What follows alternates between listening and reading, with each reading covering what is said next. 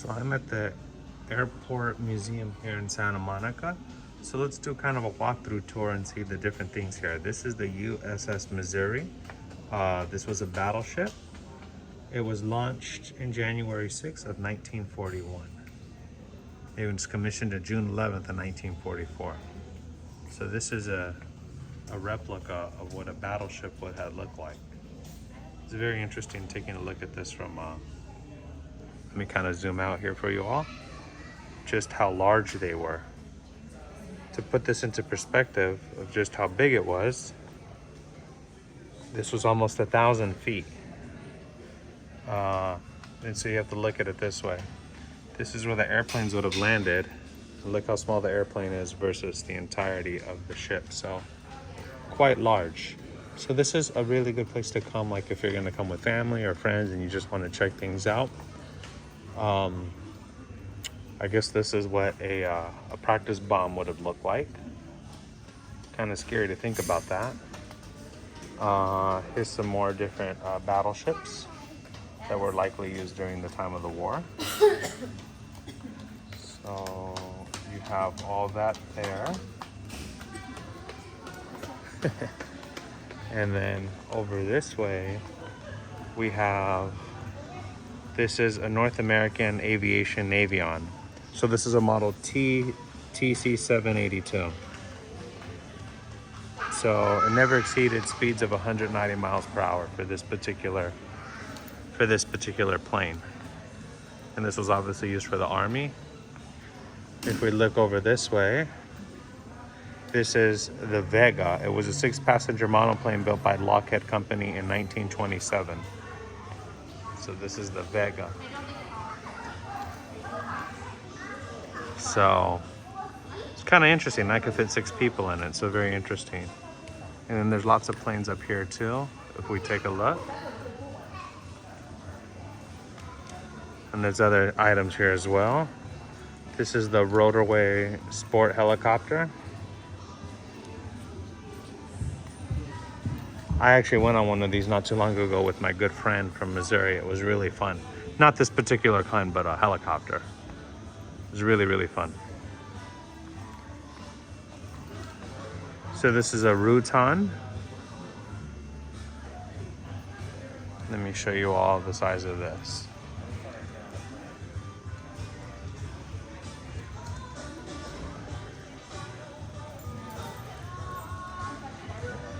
Hello, sir.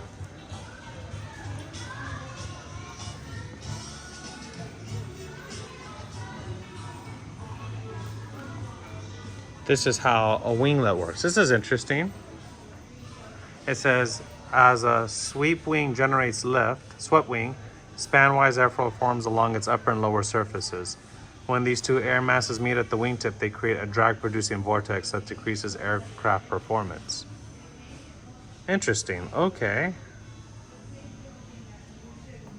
I mean, we see these all the time when we're on airplanes, but sometimes it's interesting to know how something actually works. Let's see what else we have here.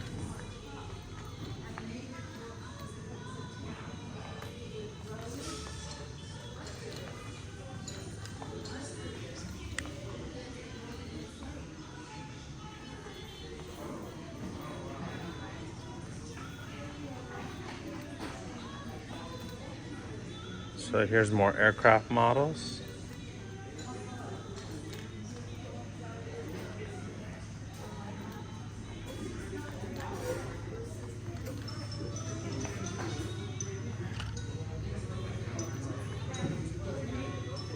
Interesting, that's what the cockpit looks like. Kind of hard to see here because of the glass.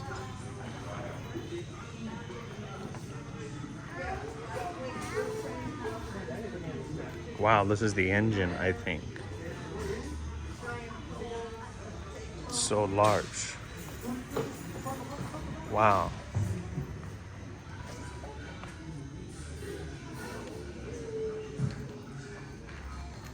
A cockpit stimulator.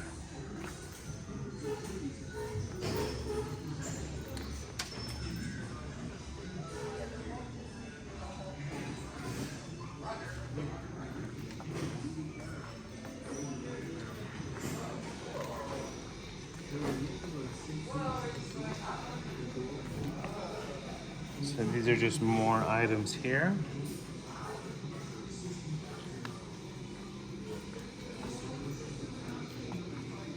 This is so interesting.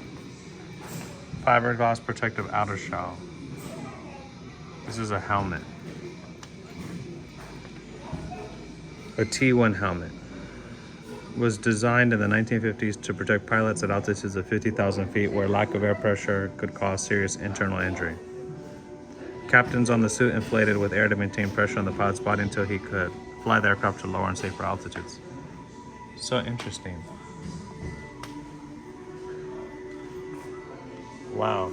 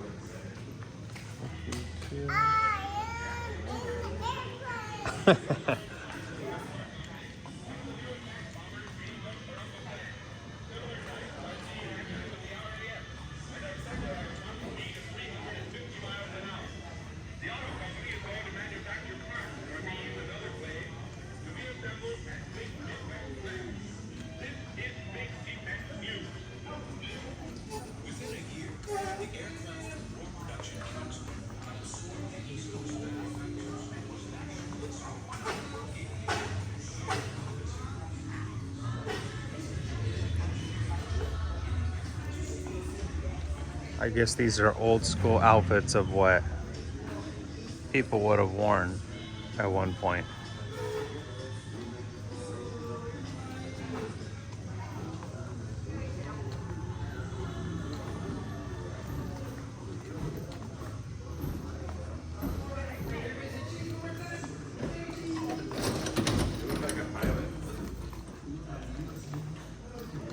Let's see what else they have here.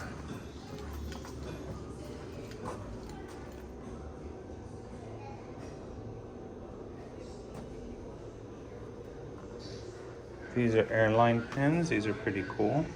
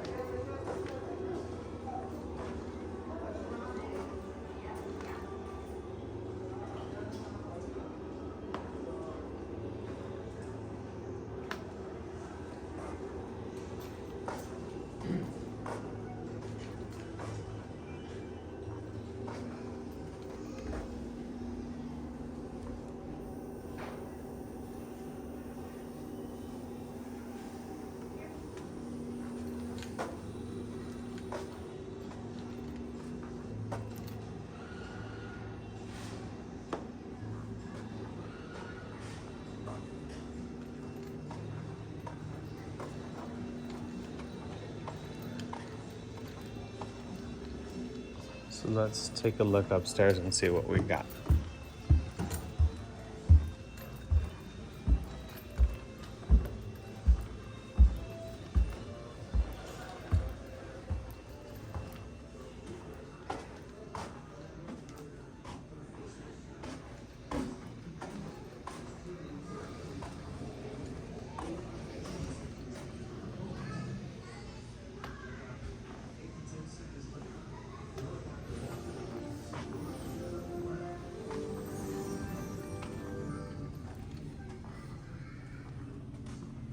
I guess I got a little theater in here, which is kind of nice.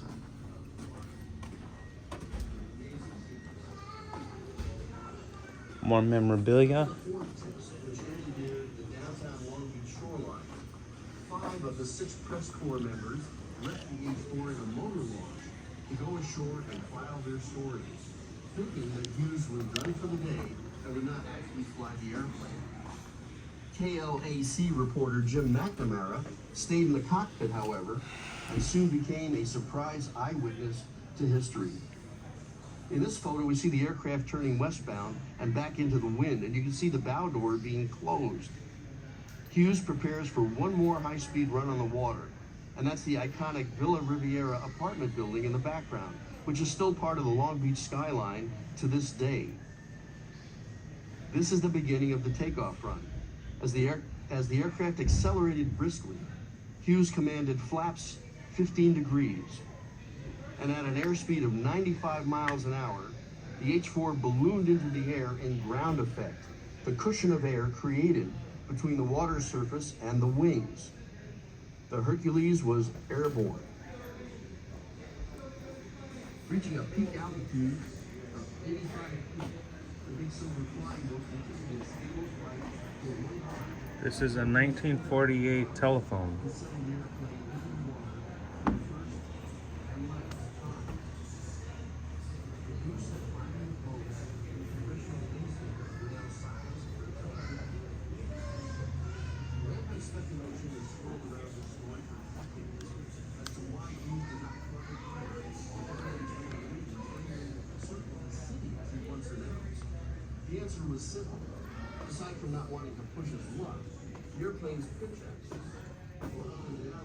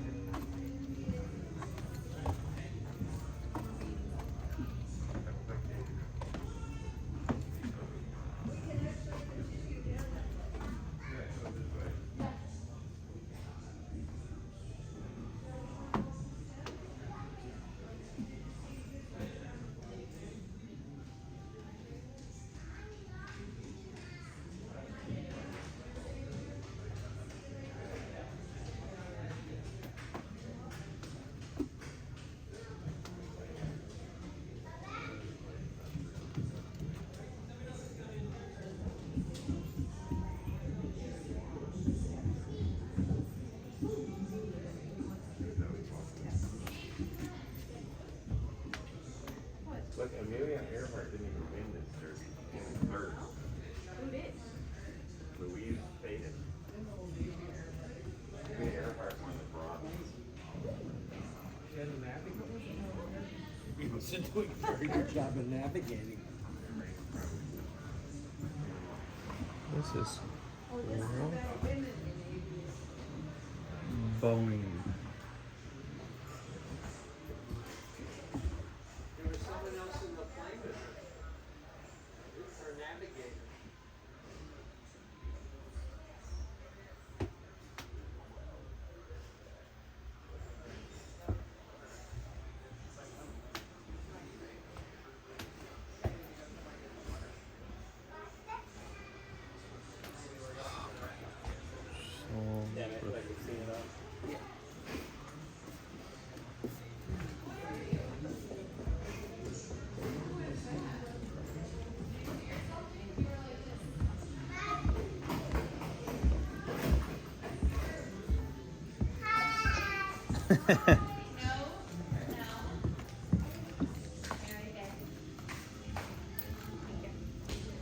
Don't, you're gonna flip and fall. It's a far drop.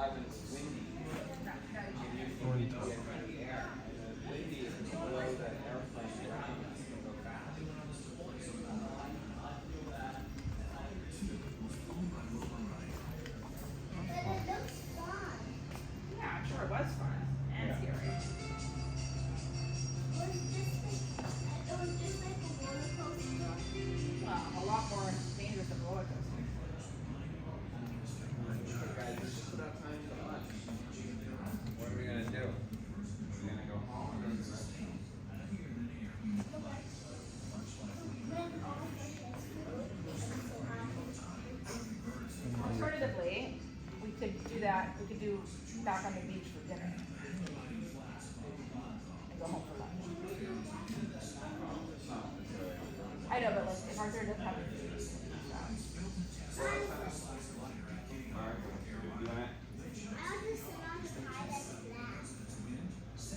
Okay, I don't want to break the dynamic at all. yeah. Yeah.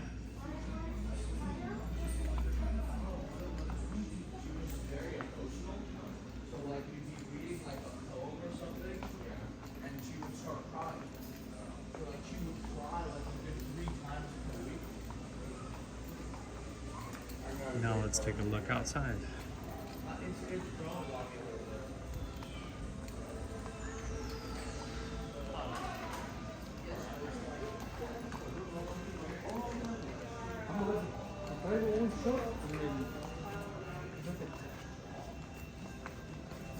Sorry.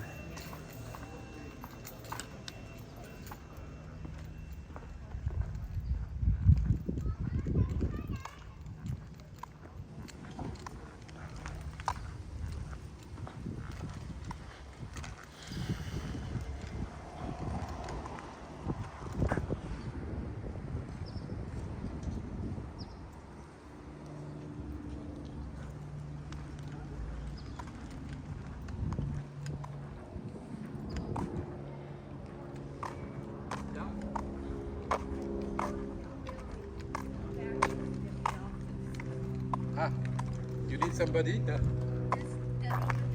Yeah?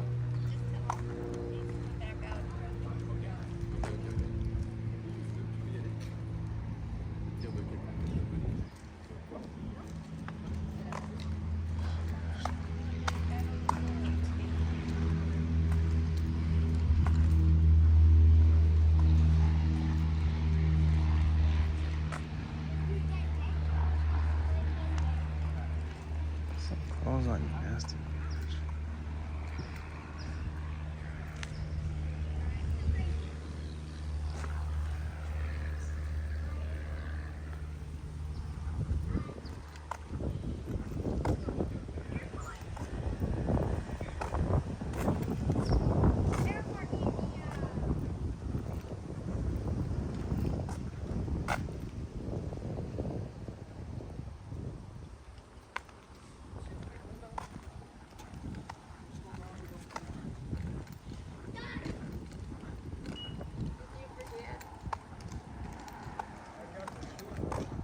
This is the Museum of Flying.